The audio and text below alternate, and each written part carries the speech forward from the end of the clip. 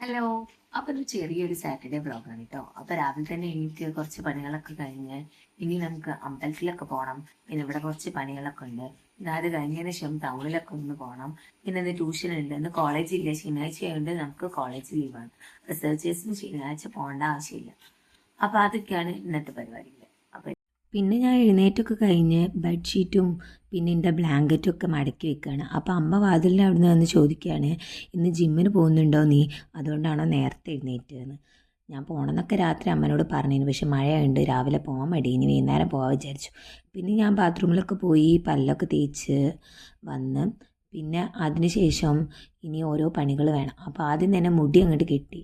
രാത്രി എത്രയൊക്കെ മുടി കെട്ടി കിടന്നാലും രാവിലെ ആകുമ്പോൾ ഈ മുടി അഴിയും. അതെന്താണെന്നറിയില്ല, ചെറിയ മുടി ആയതുകൊണ്ടാണെന്നാണ് തോന്നുന്നത്. പിന്നെ പണിയൊക്കെ ഉള്ളതുകൊണ്ട് മുടിയൊക്കെ കെട്ടി. ഇനി വേഗം എൻ്റെ മൈക്കൊക്കെ കുത്തിയിടാണ്. ഇന്ന് ട്യൂഷൻ ഉള്ളതുകൊണ്ട് മൈക്ക് ചാർജ് വേണം.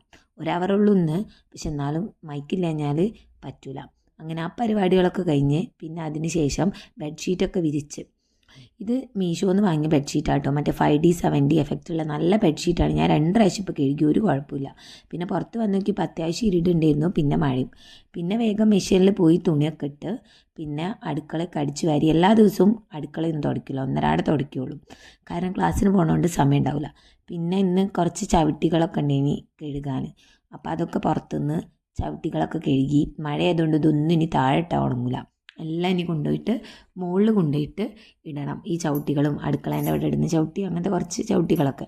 പിന്നെ ഇനി ഇത് കഴിഞ്ഞതിന് ശേഷം തുടയ്ക്കണം. തുടയ്ക്കാൻ വേണ്ടിയിട്ട് മോപ്പും ബക്കറ്റൊക്കെ എടുത്ത് അടുക്കളയാണ് തുടയ്ക്കണത്. ഇന്നലെ ഞാൻ ഡൈനിങ് ഹാളും റൂമൊക്കെ തുടച്ചതാണ്. അപ്പോൾ എല്ലാ ദിവസവും തുടയ്ക്കാൻ പറ്റില്ല പറഞ്ഞല്ലോ.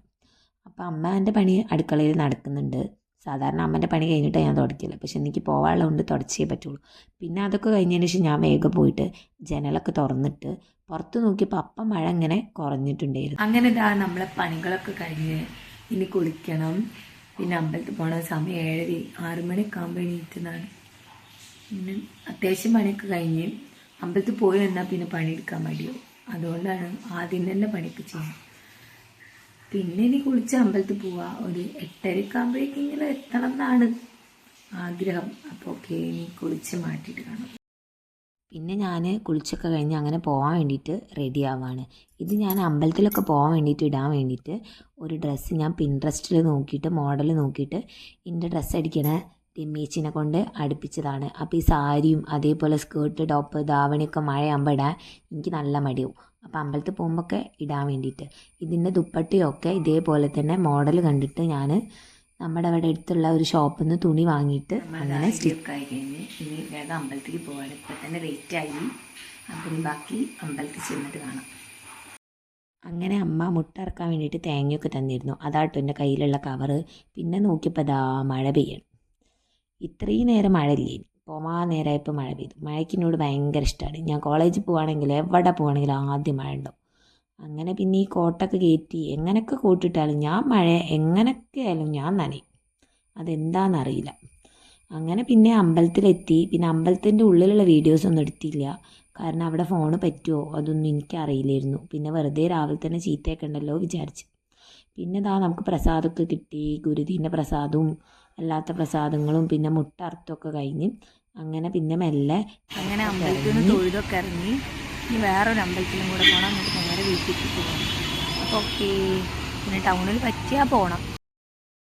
അങ്ങനെ ഇതാണ് കേട്ടോ അടുത്ത അമ്പലം. ഇത് നമ്മളെ തളി ശിവക്ഷേത്രത്തിന് അടുത്തുള്ള ഒരു ഗണപതി ക്ഷേത്രമാണ്. അവിടെ പോയി വഴിപാടൊക്കെ ഷീട്ടാക്കി തൊഴുത് പിന്നെ ഞാൻ നേരെ വീട്ടിലേക്ക് വന്നു. അങ്ങനെ അമ്പലത്തിലൊക്കെ പോയി കുറച്ച് ടൗണിൽ കുറച്ച് സാധനമൊക്കെ വാങ്ങാൻ പോകണ്ടേനി. ഇപ്പം അതൊക്കെ കഴിഞ്ഞു. അപ്പോൾ അതാ അവിടെ വീട്ടിലെത്തി. ഇനി ചായ കുടിക്കട്ടെ, ഇത്ര നേരം ചായ കുടിച്ചില്ല ഗൈസ്. പിന്നെ ഇത് നമുക്ക് അമ്പലത്തിൽ നിന്ന് കിട്ടിയ പ്രസാദമൊക്കെ ആട്ടോ, അതൊക്കെ പുറത്ത് വെച്ച് തേങ്ങ, ഗുരുതീൻ്റെ പ്രസാദം, പുഷ്പാഞ്ജലീൻ്റെ. പിന്നെ ഇതാ ചായ അടിക്കാൻ വേണ്ടിയിരുന്നു. പുട്ടും സാമ്പാറുമാണ്. ചെറുപയർ കറി ഉണ്ടായിരുന്നു, പക്ഷേ എനിക്ക് സാമ്പാർ മതി എന്ന് പറഞ്ഞിട്ട് പിന്നെ അതൊക്കെ കഴിക്കുകയാണ്. ഇനി നമുക്ക് ട്യൂഷന് പോകാനുണ്ട്. ചെറിയൊരു മടിയൊക്കെ വരുന്നുണ്ട്. ടീച്ചറാണ് പറഞ്ഞിട്ട് കാര്യമില്ല, കുട്ടികളെക്കാൾ വലിയ മടിയാണ് എനിക്ക്. അങ്ങനെ പിന്നെ ട്യൂഷന് പോകാൻ നേരത്തെ ഓരോന്ന് തിരയിലുള്ള പരിപാടിയാണ്. രാവിലെ മൈക്ക് ഇതൊക്കെ. പണ്ട് കോളേജിൽ പോകുമ്പോഴും ഇങ്ങനത്തേനൊക്കെ തിരച്ചില്ല. അങ്ങനെ കോളേജിലെത്തി, അങ്ങനെ ട്യൂഷൻ ക്ലാസ്സിലെത്തി. മുകളിലേക്ക് ഇങ്ങനെ കയറുകയാണ്. അവിടുത്തെ വീഡിയോസൊന്നും എടുത്തില്ല, ചിലപ്പോൾ കുട്ടികൾക്കൊന്നും ഇഷ്ടമല്ലെങ്കിലോ എന്നൊക്കെ വിചാരിച്ച്. ട്യൂഷനൊക്കെ കഴിഞ്ഞ് 1 അവർ ട്യൂഷൻ ഉണ്ടായി. അങ്ങനെ ട്യൂഷനൊക്കെ കഴിഞ്ഞ് ആ വീട്ടിലേക്ക് പോവാണ്.